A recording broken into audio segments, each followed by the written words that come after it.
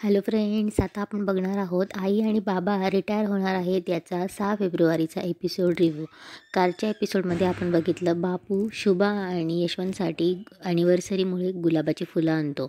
त्या शुभाला गिल्टी वाटतं आणि शुभा बोलते, बाबू तू आमच्यासाठी एवढी फुलं आणली आणि आम्ही तुझ्यावर.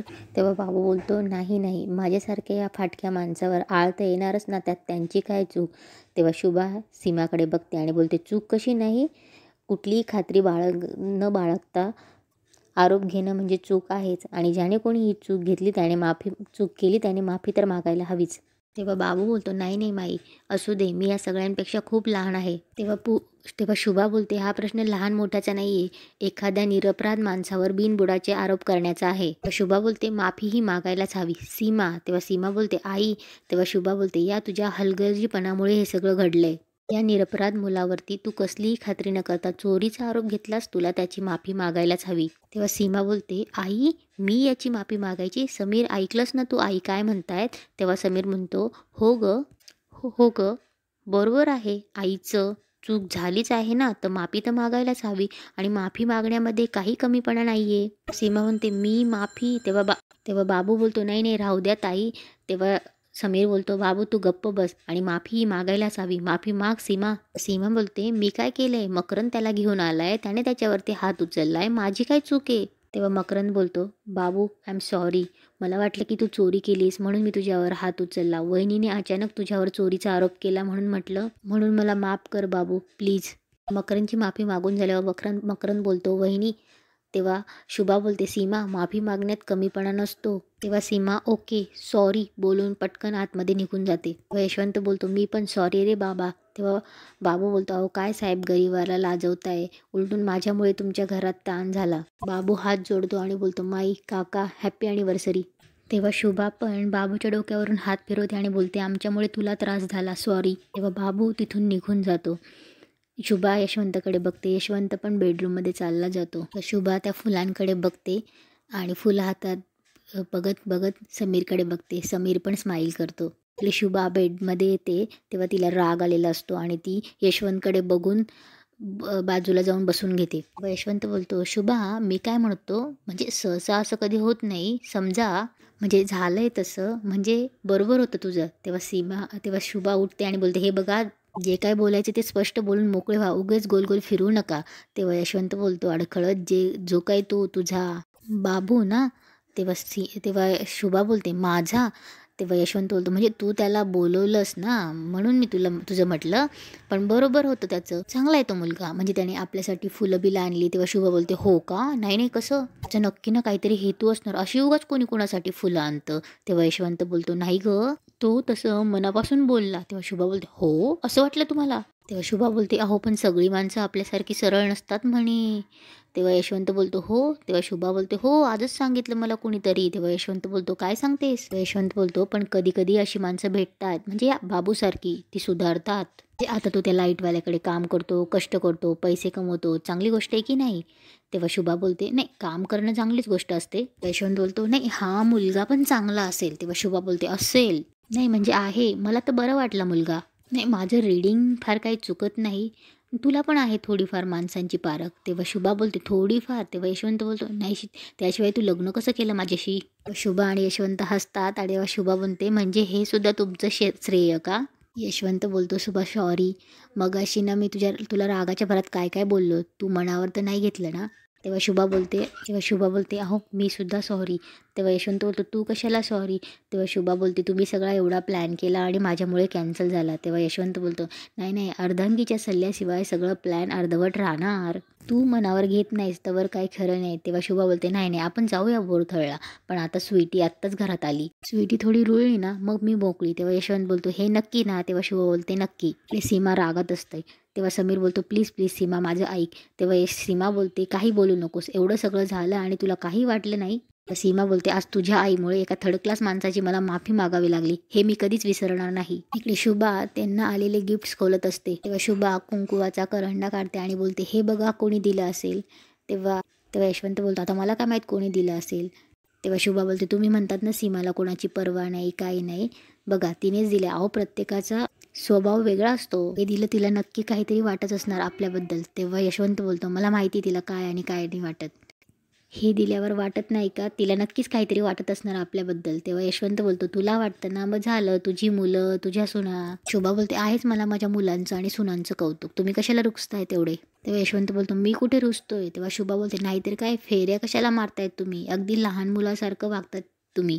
तेव्हा यशवंत बोलतो म्हातारपण हे लहान मुलांसारखंच असतं. तेव्हा यशवंत बोलतो ते गिफ्ट दे ना इकडे, मला लहान म्हणतेच आणि स्वतःच उघडत बसलीयस. यशवंत गिफ्ट बघतो आणि बोलतो मकरंदकडून बाबांना सप्रेम भेट. तेव्हा यशवंत गिफ्ट खोलतो, त्यात घड्याळ असतं. तेव्हा शुभा बोलते सुंदर आहे, स्टायलिश आहे, तुम्हाला आठवतं का मकरंद 10वीत असताना त्याला तुम्ही घड्याळ दिलं होतं. तेव्हा यशवंत बोलतो मग काय आठवतंय ना. यशवंत बोलतो पण ते किती स्वस्त होतं गं, हे खूप महाग असणार आहे आणि मी कुठे जाणार आहे असे महागडे घड्याळ घालून. शुभा बोलते असं काय करताय, एवढं एवढं प्रेमाने दिलंय तुम्हाला लेकाने, तेव्हा तुम्ही दिलं होतं, आता त्याने तुम्हाला दिलं. तेव्हा यशवंत बोलतो त्याने माहिती आहे मला का दिलंय, त्याच्या सोयीसाठी.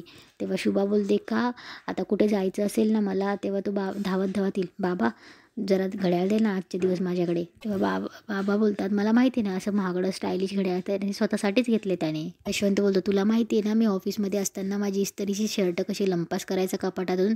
शुभा बोलते हे बघू हां, समीरने दिले आणि ती खोलते तर तेव्हा तांब्याचा ग्लास असतो. तेव्हा शुभा बोलते अहो तुम्हाला माहिती हे मला कधीच हवं होतं, तुम्हाला माहिती आहे ना रात्री असं तांब्याच्या भांड्यात पाणी ठेवावं आणि सकाळी प्यावं, ते खूप चांगलं असतं.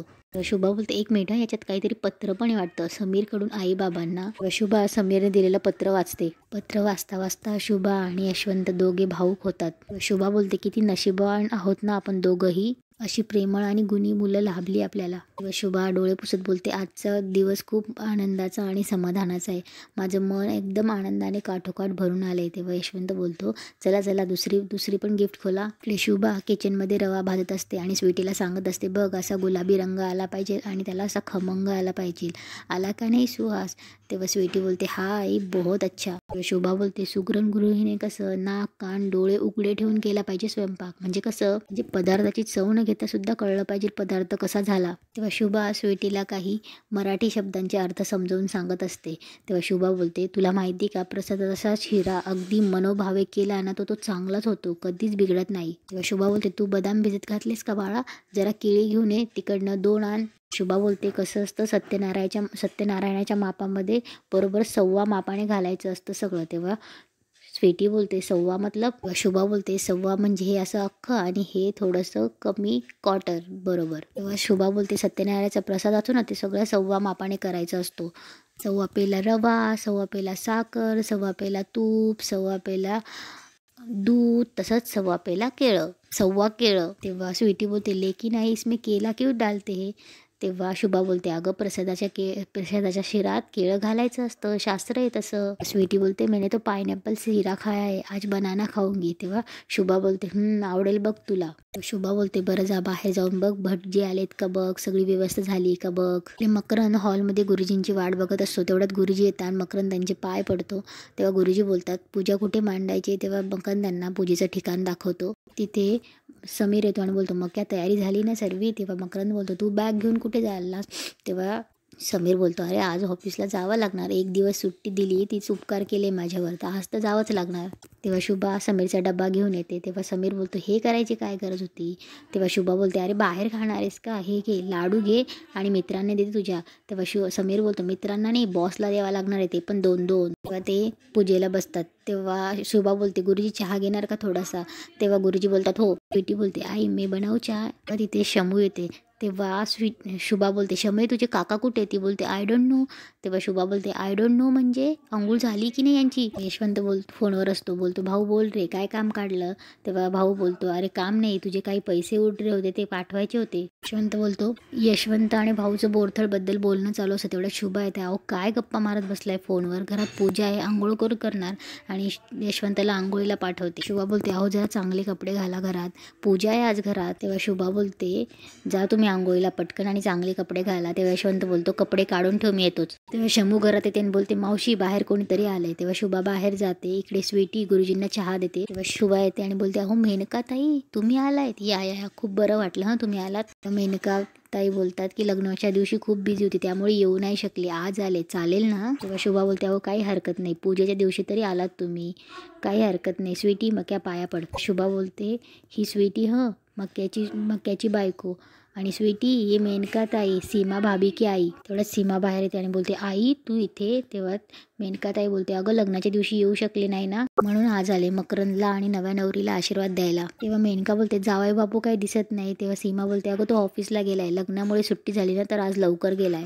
सीमा बोलते आई मी सुद्धा निघते हं. तेव्हा स्वीटी बोलते भाभी आप ऑफिस जा रही हो, पूजा के लिए नहीं रुकेगी. तेव्हा सीमा बोलते मी का थांबू, तुम्ही दोघे आहात ना आणि असंही तुम्ही दोघं पूजा करणार आहात, माझं काय काम आहे. तेव्हा सीमा बोलते ऐक नाही मला जाता जाता ड्रॉप करशील का ऑफिसला, मला उशीर झालाय. तेव्हा शुभा बोलते अगं असं काय करतात, ते आत्ताच आले आहेत. तेव्हा शुभा बोलते मेनकाताई प्रसादाचं जेवण झाल्याशिवाय जायचं नाही हं. तेव्हा मेनका बोलते नाही नाही तसंही मला बसायला वेळ नाही, मी आणि सीबा एकत्रच निघतो. तेव्हा शुभा बोलते बरं ठीक आहे चहा तरी घ्या. तेव्हा मेनका बोलते चहा घ्यायला येईल ना पुन्हा कधीतरी, पण आता सीमाला पण उशीर होतोय आणि कामही महत्त्वाचं आहे. शुभा बोलते आता तुम्ही नाहीच म्हणताय तर मी काय म्हणणार, पण थांबा काहीतरी गोड घेतल्याशिवाय तर नका जाऊ. शुभा काहीतरी गोड गेला घरात जाते तर सीमा तिच्या आईला अगं उशीर झालाय म्हणून ओढून घेऊन जाते. शुभा येते आणि बोलते अगं.